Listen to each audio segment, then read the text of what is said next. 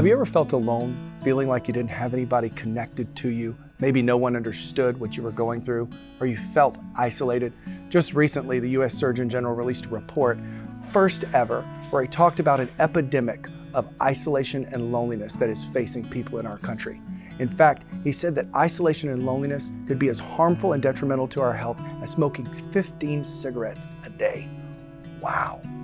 I want to tell you today, as a child of God, you don't ever have to feel alone. You don't ever have to feel separated and isolated because God surrounds you with family.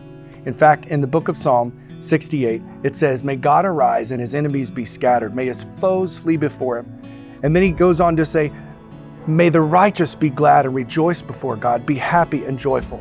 He says in verse 5, God is a father to the fatherless, that he's a defender of widows, that he's in his holy dwelling. And this is what he says in verse 6, God sets the lonely in families. God places those who feel isolated and alone in a community of support and strength. It says he leads out the prisoners with singing, but the rebellious live in a sun-scorched land. Now, he was obviously talking about the people of God, the people of Israel, who were dispersed and were scattered, that he would promise to bring them together as a family and place them in their ancestral homeland. However, it applies just to you and me. We may feel on life's journey that we're out, that we're disconnected, that we're separated, but God's promise is that when we feel lonely, when we feel isolated, he will place us in the family. Where you are, God has placed you, and he's put people around you to encourage you and to support you. So I want to encourage you, just lean into those relationships. Maybe it's your church family, maybe it's a friend or a coworker. You don't have to do life alone because God has promised to put you in family.